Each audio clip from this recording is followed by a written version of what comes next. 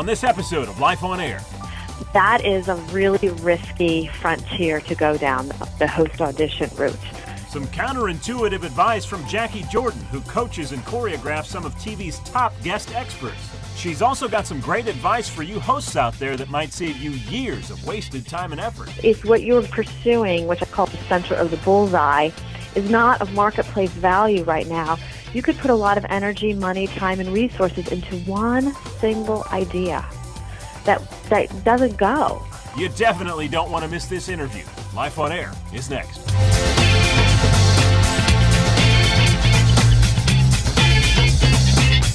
Hey everybody, welcome to Life on Air. This is Tim Tialdo, and you have reached the podcast for the TV hosting industry. Of course, my job is to connect you with the experts and help you to become the best host you can be.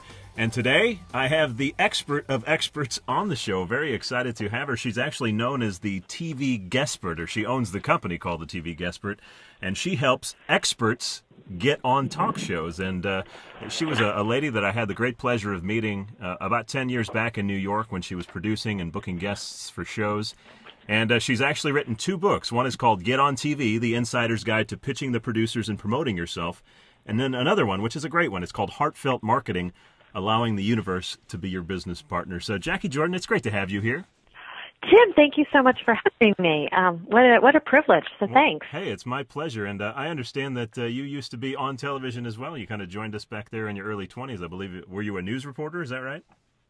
I did. I did. I had a pivotal career moment when in my 20s where I got a NBC affiliate job in in the Midwest, and I jumped to producing instead in New York City instead of continuing with the on-camera career in the Midwest. So, yeah, I had a fork-in-a-road moment, which led me to what I've been producing since.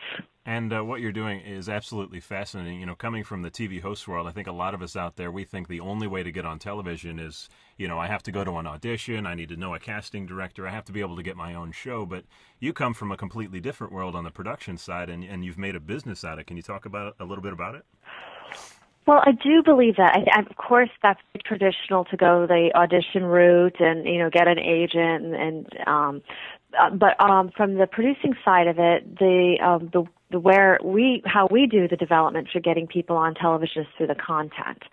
So we do a lot of content development and then integrate that to the expert because it's their content, and we use that as a platform them on television. If you're coming from the expert point of view and you have a job and your own career, that is a really risky frontier to go down, the host audition route.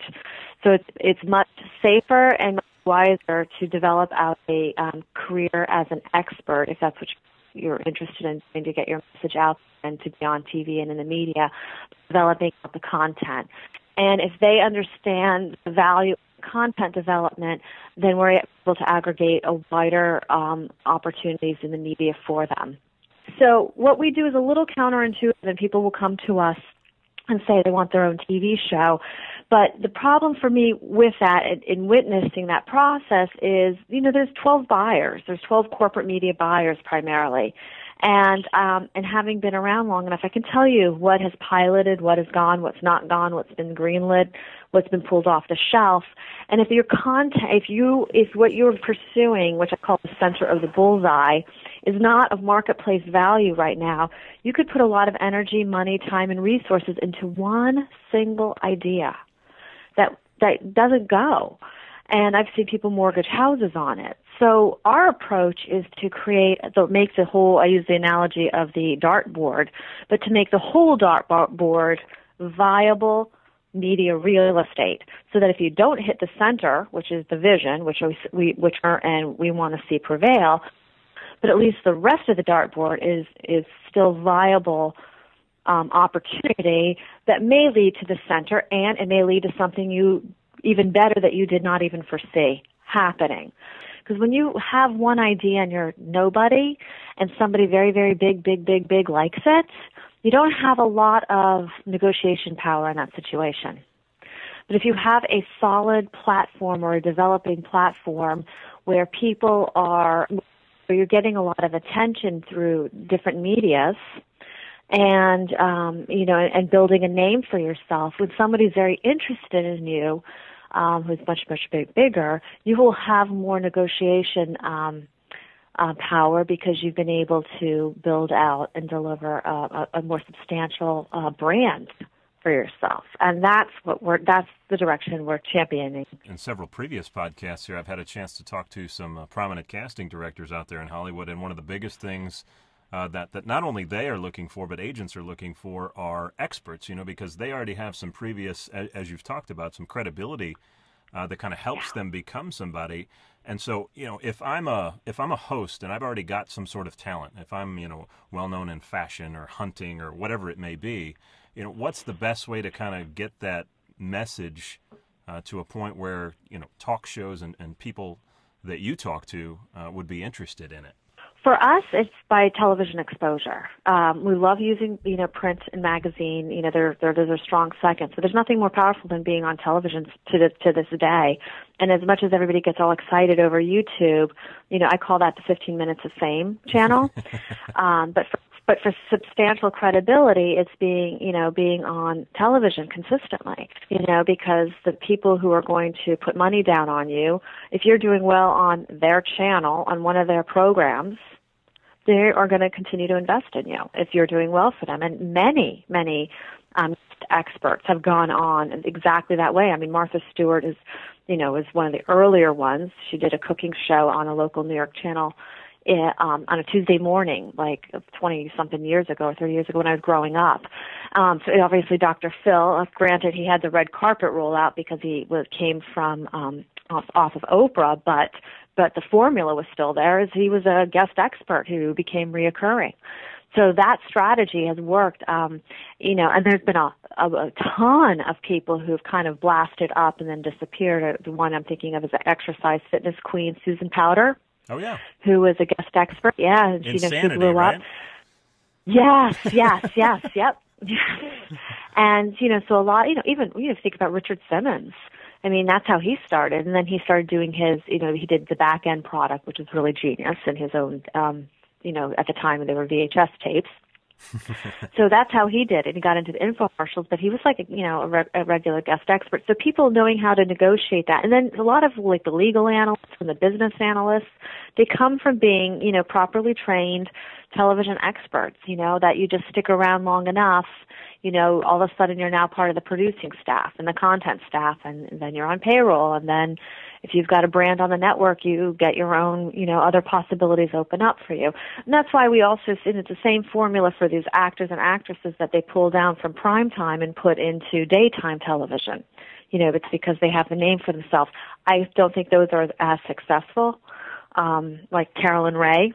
Dr. Drew. I mean, I used to book Dr. Drew when he was on Loveline, and then I had him as a host on Men Are From Mars, Women Are From Venus from Sony, and, he seemed a long shot away from the time that he is where he is right now with his HLN show and Dr. Drew's Life Changers. So that's the formula. Some really great information there, and I've always wanted to get your opinion on this because you're somebody who has partaken in this yourself, and I think one of the biggest ways for somebody who is trying to get credibility and get out there to get on a television show is to just go write a book. I mean, have you found that to be the case? Yes, which is why we started a publishing company in 2008, because we found that, the credibility, and that's how it worked for me too. It separated me from being one of many producers to being a producer and an author, and then all of a sudden you're a speaker.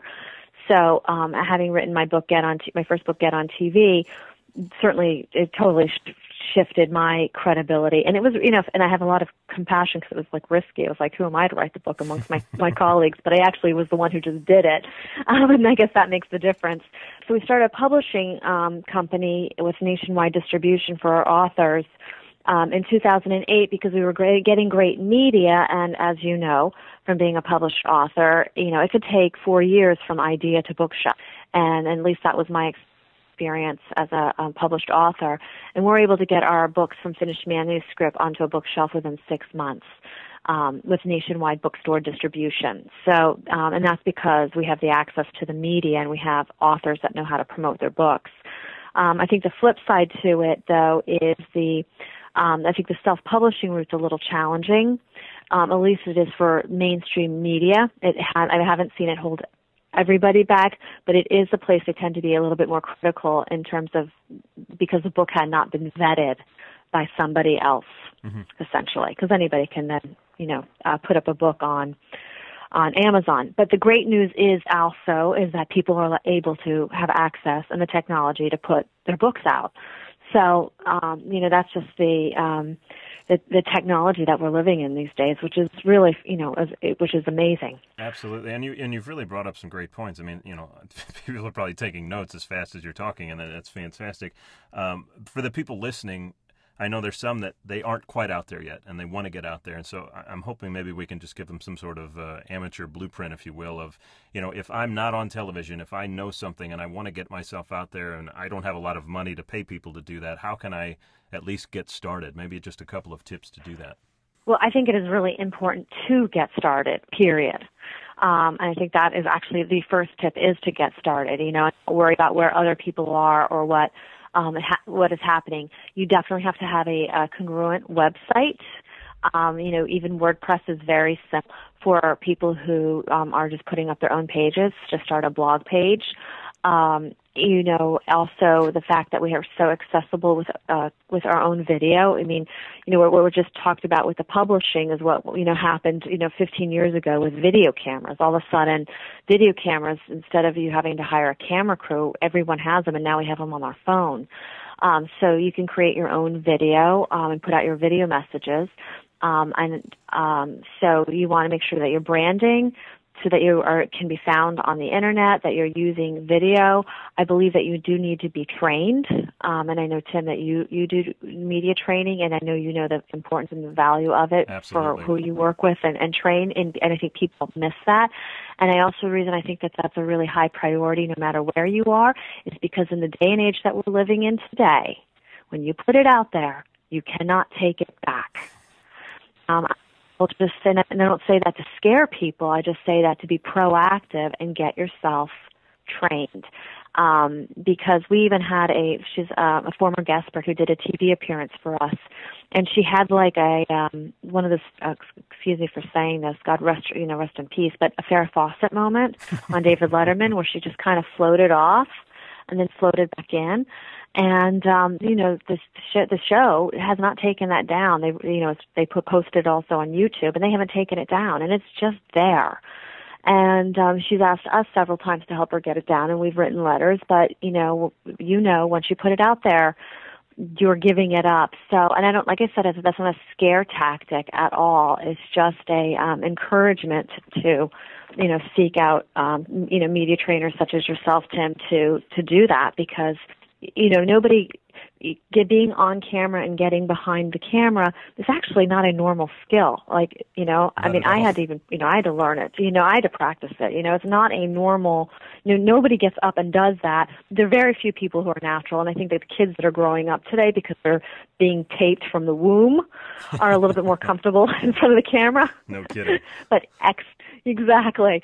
So that's another tip. And also, I'm a big believer, my 5-finger philosophy is to have a presence in print, whether you are writing or being written about. Have a presence on radio, and if it's not broadcast radio, then go for it on the internet radio.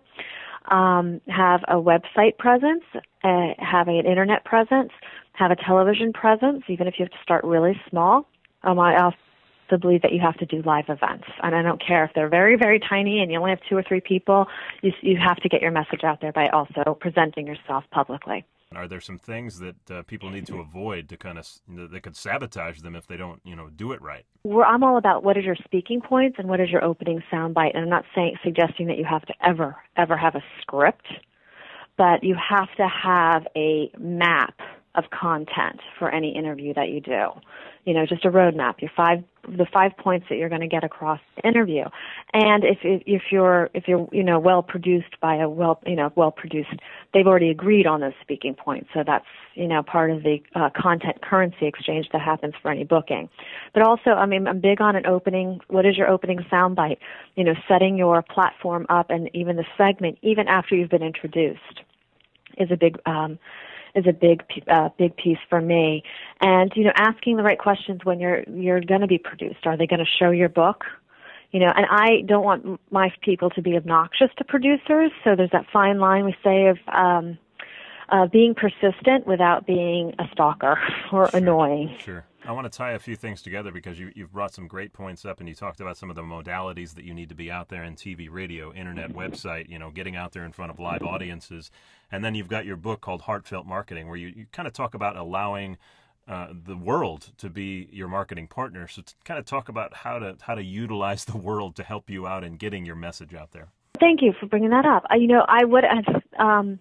What I find is that a lot of experts, there's a balance between, doing your job that brings in the paycheck that you need to do to pay the bills, and kind of working towards your vision and what that process is like, and you want to keep one foot in reality, and grounded in what reality is, but you also want to move towards the creating of opportunities. So I speak a lot about that because I've seen a lot of mistakes people make in marketing, financial mistakes and mistakes where they throw money at the wrong place, things like that.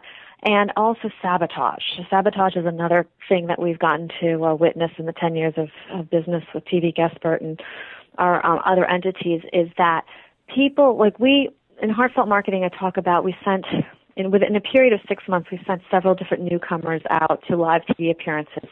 And on the way there, they got into car accidents. Oh, boy. Which is no accident. And I've gotten to see that people will sabotage themselves even though they say they want an opportunity.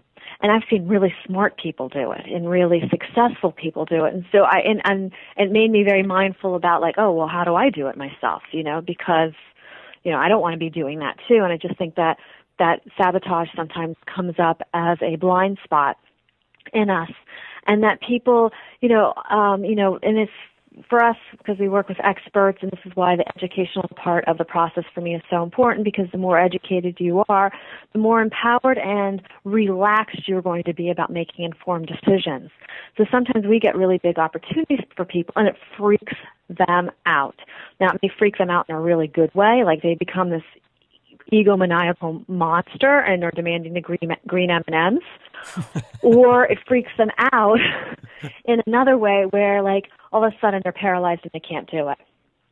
And it's very bizarre aspect for the process because, people are saying they're an expert in their field, so there's that level of that feeling of judgment that they have to overcome within their own head about what people are in their focus in their industry is going to think about them. I'm saying I'm an expert. I'm going on TV. It takes a healthy ego to do that. Period. Sure, and a big desire. So when people come up to it, they start to, the nerves start to come out about those type of things. So the sabotage is really great, and I've just seen people not. Another thing I talk about in the Heartfelt Marketing is, I need to know what your vision is and your dream is in order to work with you, because that is your destination. And then my job is to carve out the roadmap to get you there. So you'll tell me you want to land on navy blue. That's where you want to go. And so we do our work, and I say to you, well, listen, we've got turquoise blue coming in. We do not have navy blue. And then I'll get something like, I thought you understood me, Jackie. I thought you understood what I wanted. I want navy blue. This is turquoise blue. You do not get me. I'm like, well, if we pass on turquoise blue, we're not going to get any blue opportunities at all in this range, and we're going to be on yellow. So but let's go on to turquoise blue and say yes to it and see where it leads us. And that's the kind of work that we have to do in order to get people to see the possibilities, because on the side of the street that we're sitting in, we see all sorts of amazing opportunities pop in. But they come in not exactly in the linear way of, of ABC that you would like to think you do. We were going after a sponsorship deal for a really long time with Samsung. We were doing all these meetings, we put together a proposal, and then out of the blue, Nokia came to the table. Out of the blue. So we just have to be open. I have learned to be open, to do the footwork, but to be open to how it's going to come in. And I've learned to trust, which is the heartfelt marketing part of allowing the universe to be your business partner. I've had to learn to trust that I can't always see how it's going to come together, but I know if I do the footwork, it will come together. I just need to be open enough to see it. And then when I'm working with sometimes my clients and they get scared at it, there's a lot of stake on the table, and they're financially invested in it, so that's a big commitment. They sometimes can't see the opportunities or why it's an opportunity, and we really have to work through that as a company for the client or with the client. Well, Jackie, I kind of feel like you've given us a mini degree in personal marketing today. It's been an absolute pleasure, and thank you so much for sharing all your knowledge. It's pretty vast, to say the least. Well, it's a pleasure and a privilege to speak with you. Obviously, I have great respect for your career and the work that you do. So thank you so much for the invitation. Well, thanks so much, Jackie. And hey, folks, if you are enticed by what she's been saying, and I'm sure many of you are, there are more ways to learn about her. You can go to her website, tvguestpert.com. Or you can read her books that we talked about earlier. One's called Get on TV. The other's called Heartfelt Marketing. You can find them both on Amazon.com. Jacquie Jordan, thank you so much for being here. And folks, remember, the only way to predict your future is to go out and create it. Now go do it. We'll see you next week.